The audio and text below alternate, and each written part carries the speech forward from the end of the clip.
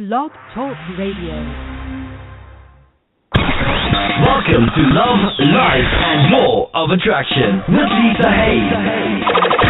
This is the place where you'll learn how to find the love of your life and build a life you love. Hello, everybody.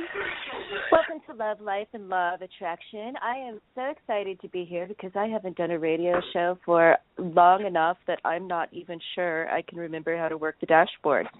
So I am really happy that my guest today is someone who can put up with me if I'm struggling through this. I have Suyin Nichol today, and she is the author of Love Yourself Lighter, and she is an expert on a topic that is near and dear to my heart in terms of weight loss, body image, body love, all of that, which is such an important thing in my work and my life, and I think so many people, specifically women's lives.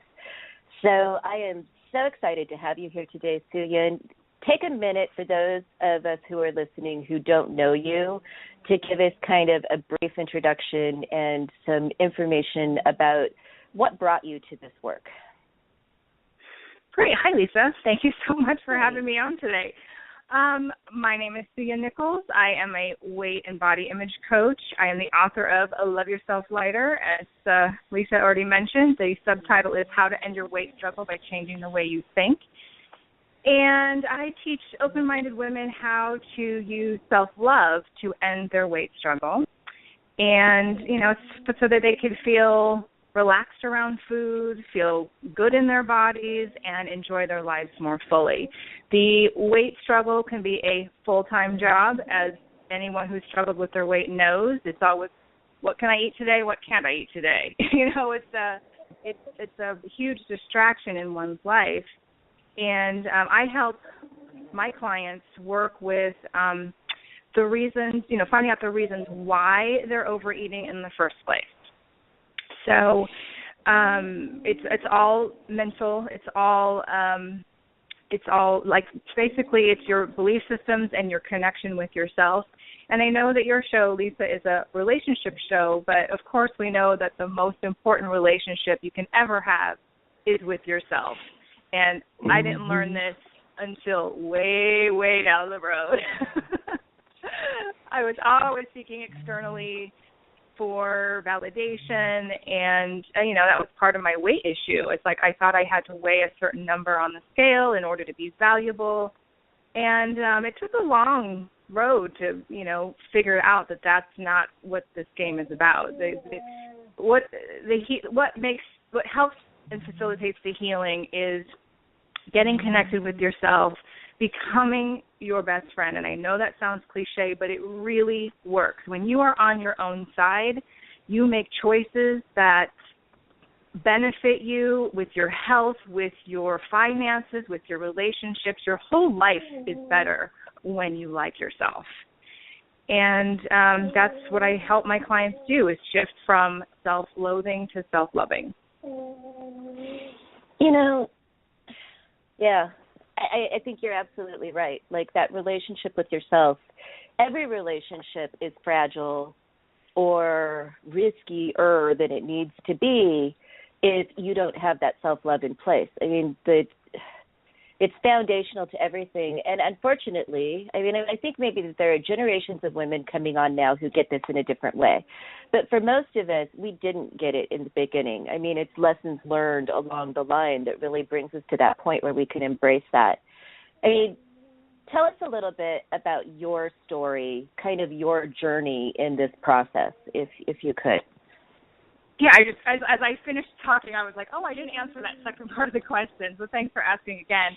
So yeah, I had no body image issues until about the age of 12. I was a competitive ice skater, and I had a coach who had a weigh-in policy, and I learned how to hate my body. I learned how to value myself by what the number on the scale read, and if I didn't weigh a certain number, then I had no value as a person. So I learned that from my coach. I don't think she meant to teach me that, but that's what I came away with.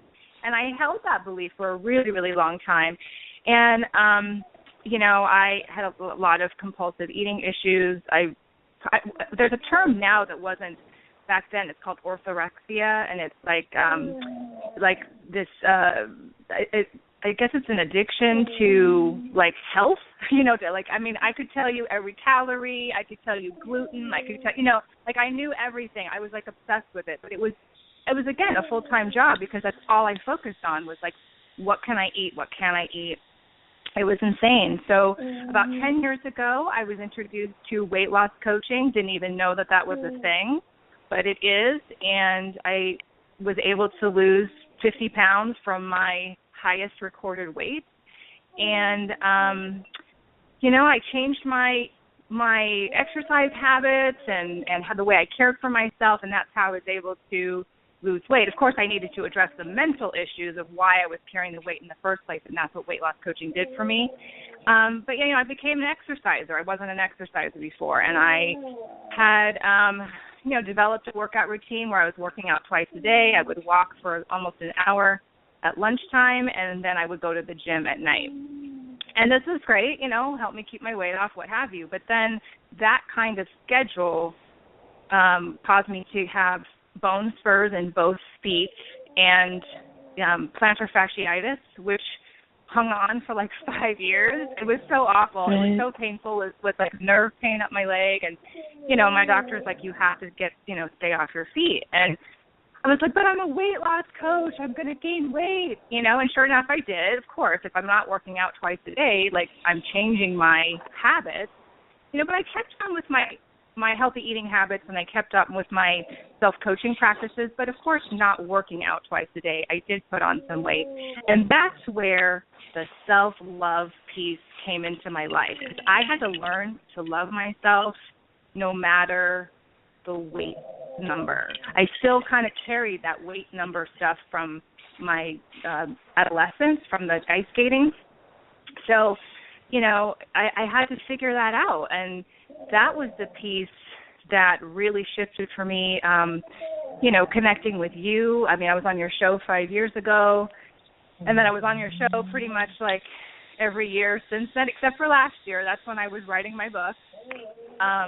But, connecting with you and your Body Love Boot Camp and learning some things from you, and, you're featured in my book several times because you were part of my journey and that whole self-love piece. And that's what I teach now. I mean, I'm already teaching the coaching tools that I've always teach, but now I teach it in this space of self-love. And it's really powerful. I mean, the people that I work with, they feel so disconnected from themselves, and they're so mean to themselves, and the things that they say, it's just so damaging. And they hear it from themselves all the time. They don't even really register it, but their inner self registers all of those insults.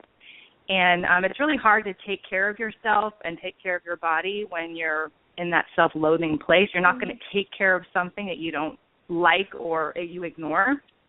So I help people shift their view of themselves and develop a self-loving relationship so that they will take better care of themselves. They will make better choices.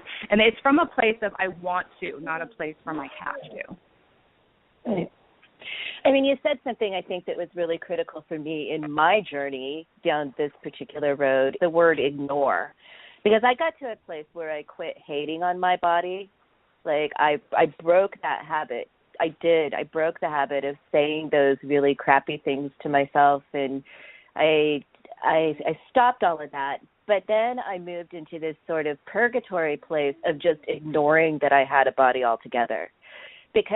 And I thought that was success. Like, I thought I had made it to the promised land when I quit bashing on myself all the time. But that middle ground of ignoring my body wasn't loving either.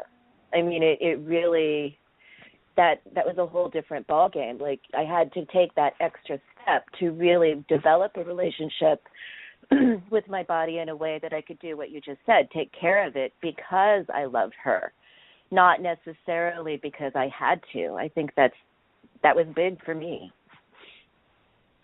Definitely. I mean, you and I both are fans of the scientist Masaru Emoto from Japan, and I just recently saw a video where he had 3 beakers, and you've talked about this in your Cherished Woman course, but it was 3 beakers. One had rice and water, and he would say thank you to it every day.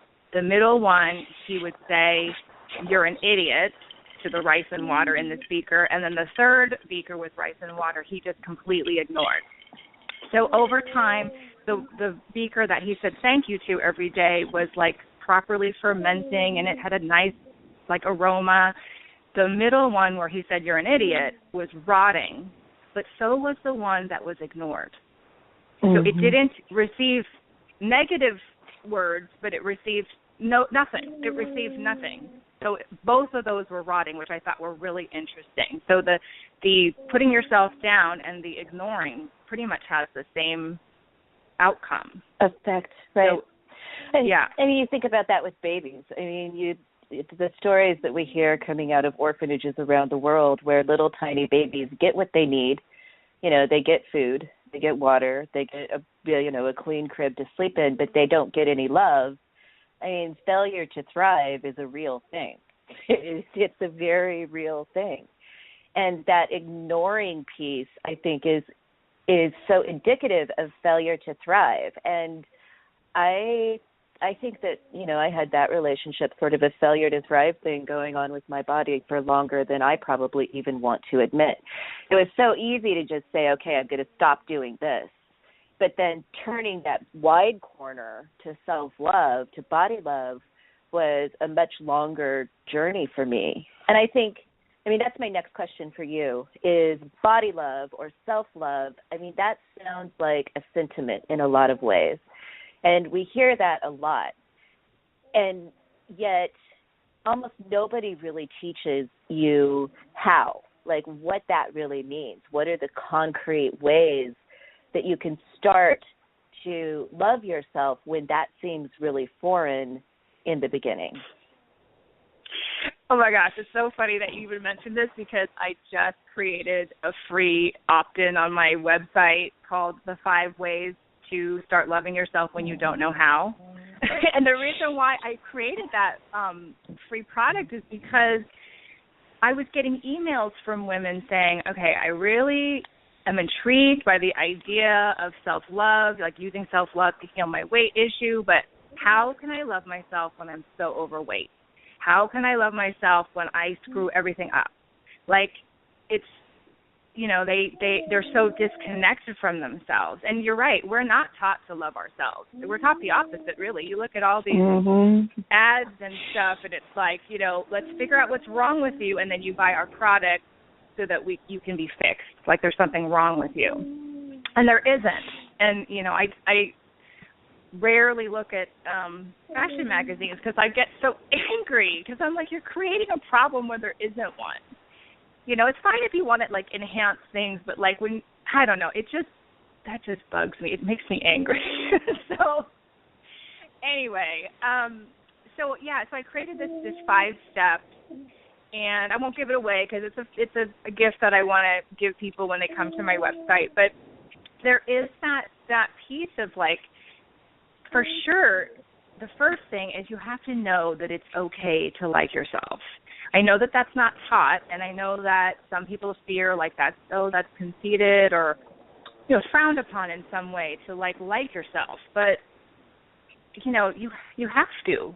You live with yourself 24/7, and you're your companion day in and day out, and it's just you're going to be with yourself till the end. So either you're going to be an awesome person to hang around with, or you're going to be this albatross around your own neck, always hammering yourself with these mean words.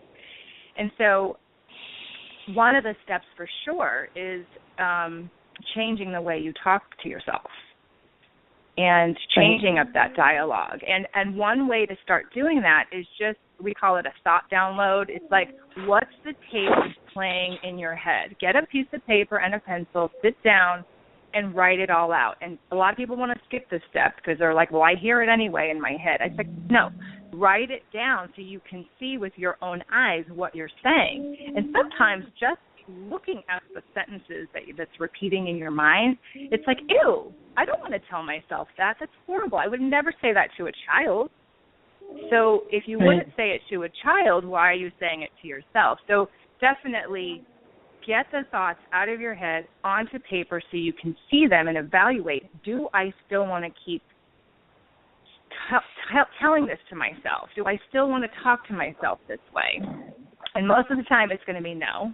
And you got to learn to, like, speak to yourself with the voice of, like, your biggest cheerleader, your biggest supporter. Like, you know, what would you say to a child? You know, what would you say to your best friend? You learn to speak to yourself that way, and it's not weird. It's not, you talk to yourself anyway, whether it's in your head or out loud. So if you're going to do that, like, at least build yourself up instead of tearing yourself down all the time. Right.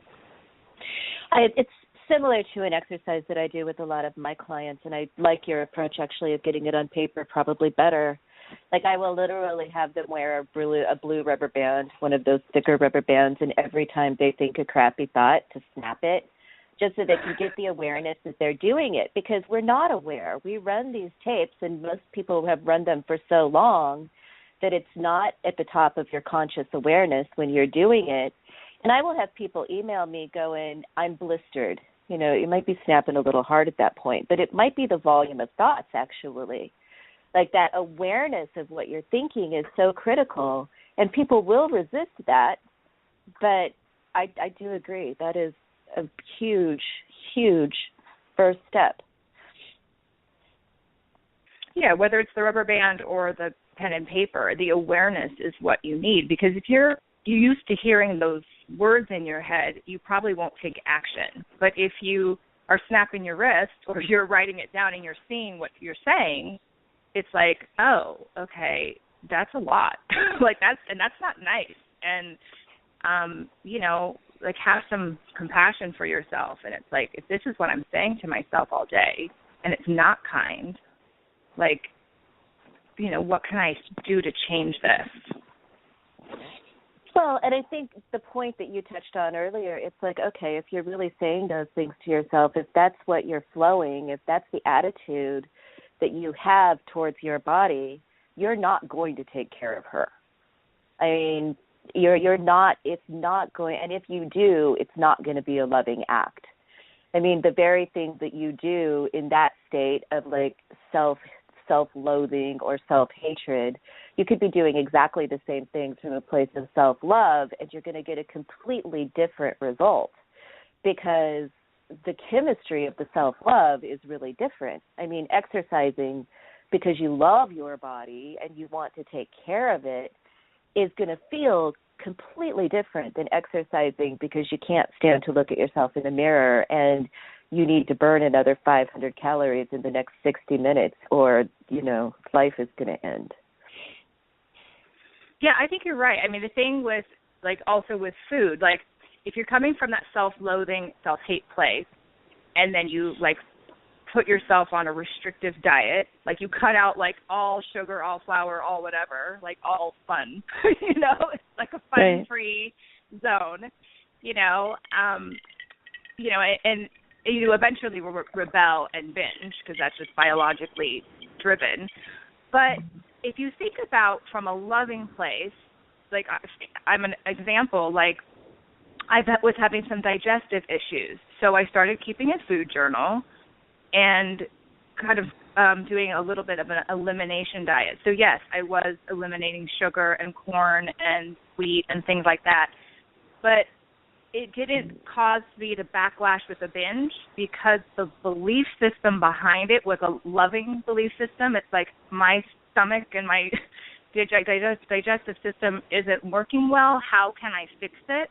And the elimination diet from that place was easy because it's like I want to heal myself. It's kind. It's loving. And I was able to find out what the culprits were, and I avoid those foods now, and my digestion improved. Now, when you come from that hateful place, the self-hate place, and you like deprive in your mind it's deprivation. If you're cutting out all those foods, it's like there's that inner rebellion, and then the binge, and then the beat myself up again. It's the same elimination of the same foods, but it's different intentions or different energies behind it, so it's a completely different outcome. Right. So, I mean, one of the things I hear, and I'm going to toss this question out to you, is, in fact, I wrote a blog post about this. I was looking for it the other day and I couldn't find it, but I had somebody once email me and accuse me of being the Pied Piper of fat women in yoga pants, and basically said that self-love is, this whole self-love kind of movement is sort of an excuse to let yourself go, or on the other side of that, maybe it's a way of just giving up. And everything we've talked about so far, like, says the opposite of that. Like, when you really love yourself, you're going to take care of yourself in a really new and improved and super shiny kind of awesome way. But do you ever hear any of that, maybe this is just giving up, maybe this is just an excuse for, I don't know, you know what I'm talking about. Does that ever come up in any of your work? It doesn't come up in my work, I think, because I'm pretty clear about what I'm offering as a coach, but I do hear it in like the kind of like body acceptance movements out there. There's blogs and there's videos, and everyone is drawn to whatever they're drawn to. Like what I'm offering is that what you just said, that self-love place. It's not giving up. It's the opposite. It's like you're actually getting involved and you're participating in your own health and your own well-being, and like you're more active in that. And it's from a loving place. It's, again, not because you have to, but because you want to. And you know that peace that you have around food, and like just the energy that's freed up when you're not trying to control yourself all the time. And it's not that you're like letting loose and eating everything you want. Obviously, you'll have results from that maybe, like for me with my digestive issues, like, I do try to eat whatever I want, but then my body's like, no, I don't like that. And so, like, cutting out certain foods, those become foods that I don't want. Like, I still eat everything I want, but I just don't want those foods because they bother my stomach.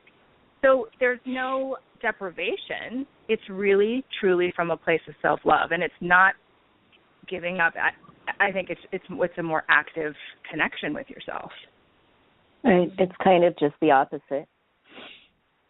And I think that what we're talking about here is being able to develop a relationship with your body, sort of a state of communion, if I will, where you are in the flow, you are open to feedback, you are working together, not against each other, where you really can dial into your body's innate wisdom and intuition about what works for you and what works for it.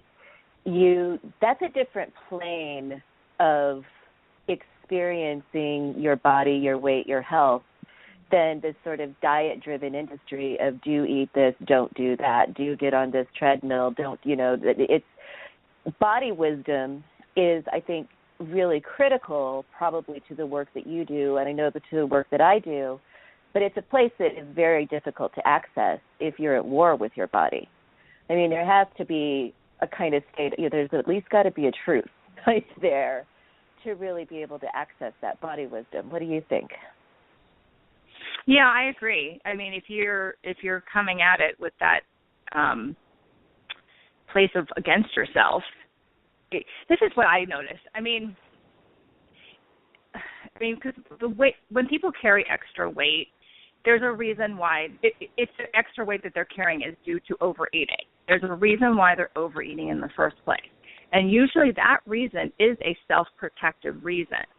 Now, you can go on a diet and you can lose weight, but if you haven't changed the belief system that's driving you to overeat in the first place, your belief that you need to hold on to this weight for protection or whatever the reason is and then your result of a thinner body match. And there's a lot of this tension, and you end up, you end up gaining the weight back, because most people don't know that there's a reason why. Or maybe they have an idea, but then they don't really address it. And so every time they go on a diet and have some kind of result, they'll always gain it back because it's too uncomfortable. Your belief system wants to be proven true at all times.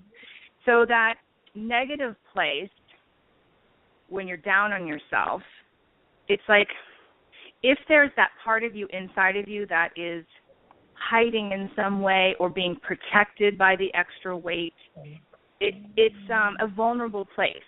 And when you have that other part of yourself that's yelling at yourself all the time, it's like you just recoil even more. There's no blooming, there's no blossoming, because you've got this voice that's always yelling at yourself, telling you how wrong you are and what a screw up you are. And that place that's wanting to hide, that's wanting to be protected, it's you're going to need to hold on to the weight to be protected from yourself, from your own barrage of insults. So from a gentleness place, when you're kind to yourself and you speak to yourself in a kind way, it's like that inner part of you that feels it needs protection can feel safe, even safe with you, safe with yourself and your words. When you feel safe, you can open up and explore why you might be carrying extra weight, or why you are overeating, why you feel you need that protection. But you can't access that part of you that feels the need for protection if you are like harsh. Like there's no way you're going to open up even to yourself. So it's that kind voice that kind of opens the door. And I often ask people to ask themselves the question: if you and your body went to a therapist together, like if you were in couples therapy with your body, what would she say? How would she characterize your relationship? What would she say? I mean, would she classify you as loving and supportive? Would she classify you as abusive? And I think that's really what we're dealing with, because I believe that our bodies have a separate innate intelligence from us. I mean, yes, we are one, but we aren't quite one that way. And what you're talking about in terms of getting to a place where your body even feels safe with you is so critical, because I mean, our bodies listen to us first. I mean, we may be rehashing the media or the advertising industry or people in our lives, your skating coach, whatever, but our bodies listen to us first and foremost. So beyond any of the rest of that external influence, your body being able to be safe with you, I like the way you really put that, is huge. And I think it's a process, probably. I mean, because habitually people have been thinking bad thoughts for a long time. It probably takes a little bit of diligence and discipline to unwind that and relearn, right? For sure. I mean, I kind of outline that in the 5 ways to start loving yourself when you don't know how, because it's like you can't, if you've been practicing like a certain tape in your head, like, those neural connections are pretty strong because it's been practiced a lot. Doesn't mean it can't be changed. It's just that's the automatic highway that thought wants to run. So there is some effort, there is some diligence in catching yourself saying that, and then actively offering yourself a different thought. Maybe you can't go to the polar opposite, but you can make it more believable to you. So I'm just looking for like an example. Trying to think of off the top of my head. Like if you tell yourself like I'm unlovable, you can't go right to I'm so lovable. Like your brain's going to reject it, and that's why affirmations don't work unless you believe them. So I invite people to do like a modified version of the opposite thought, or at least a step ladder thought away from the negative thought. If you always tell yourself you're unlovable, it's like for some people, all they can think that's believable is just maybe I'm lovable. Like that's not right to like I'm so amazing. I'm so lovable. It's not that quick jump across the chasm, but it's a step away from I'm so unlovable to maybe I'm lovable, maybe, or, and then if you feel comfortable with that, it's like another step ladder thought is like, I'm learning to love myself more and more every day. It's a active belief that moves you in the direction that you want to go. Right. And that stair-step process, I think, is really important because I do think everybody wants the quick turnaround. Like everybody wants, all the time. The miracle pill. Everybody wants, I don't know how many times I hear from clients, just tell me the thought that's going to work. It's like, let's work with the thought that might work this week.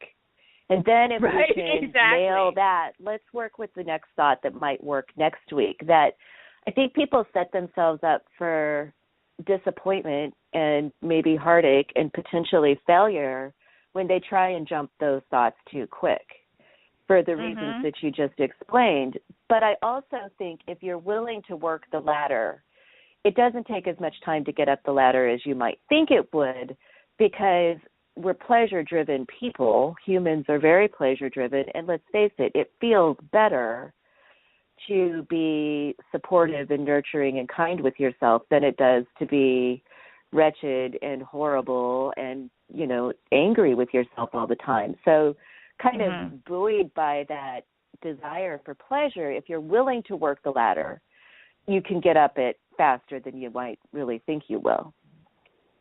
Yeah, for sure. And it's that, again, that it's, for what I notice is like it's the motivation to even do that practice is from that place of like self-love. And maybe you can't get to love right away, but maybe like yourself. like any relationship. I mean, any relationship, it's like you meet someone, you become friends, you learn about each other, and then the more time you spend with each other and you learn what are your likes and dislikes, and you get to learn and know that person, and it develops into love. And for a lot of people who who have no relationship with themselves other than this bully victim relationship with themselves, it's like to become friends, it's like you got to start there. Maybe you can't go right to I love you, like you can't, or even I like you. It's just like, hello, nice to meet you. Let me learn about you. And I have a whole process in that also in my 5-step plan. I try to cover everything. It's like, it's like the most important basic steps when you don't have a relationship with yourself, how to build one. Right.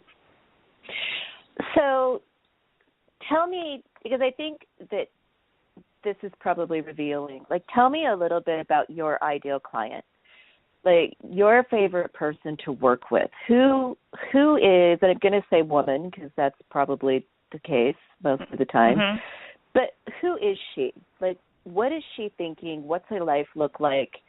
Where has she been? Where is she going? Tell me a little bit about her.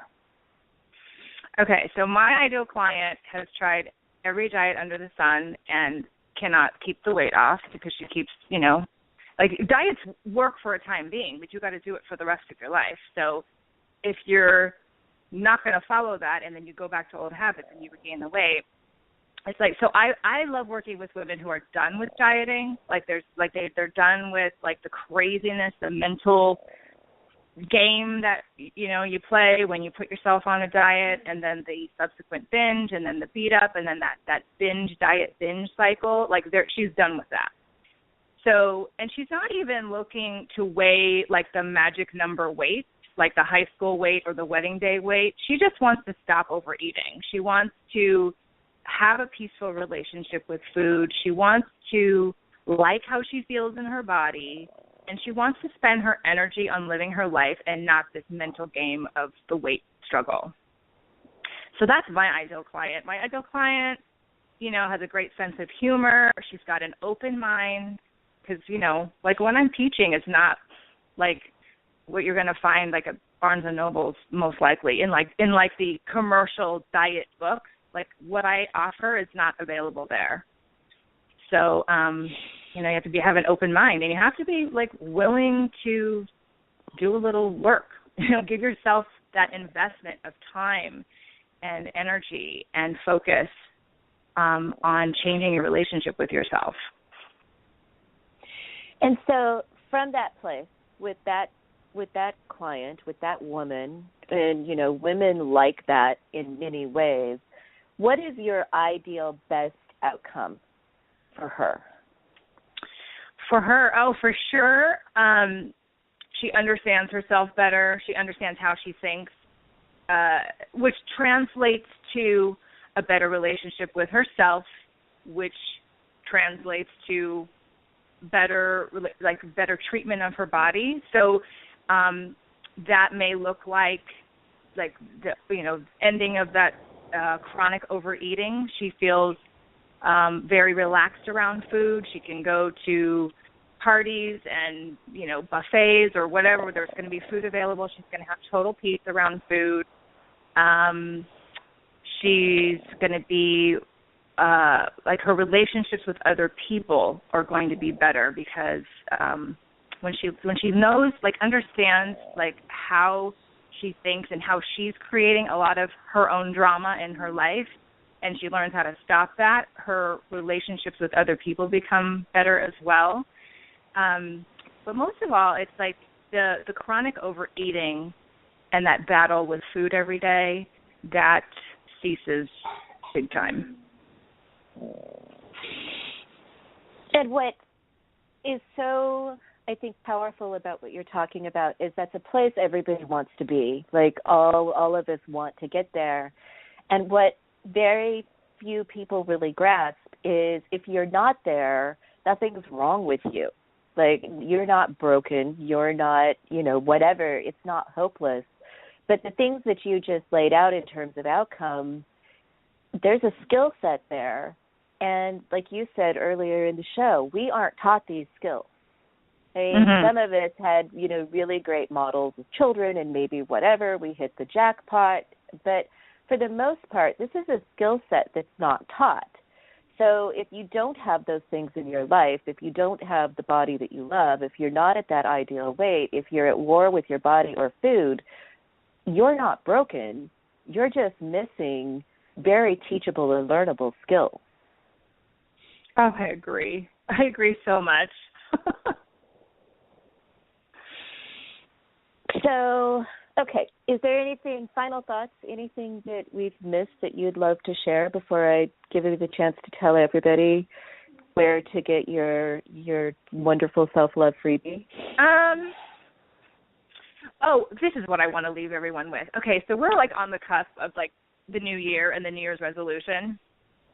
And, this is where everybody puts themselves on their strict diets. And, it's the madness begins, in a couple of weeks. So what I invite your listeners, if you're willing to take the challenge, is, don't do that same route. Because if you look at your present life, that route is not getting you what you want.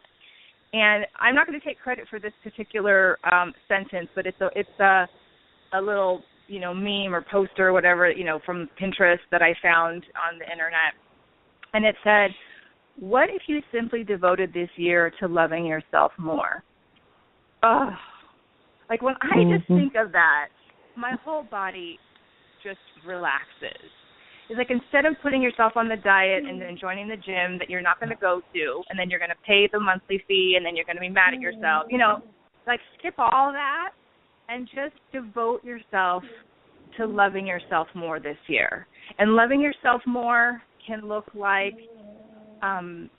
listening to your body. It can look like releasing drama from your life. It can look like taking yourself on the vacation that you've been withholding.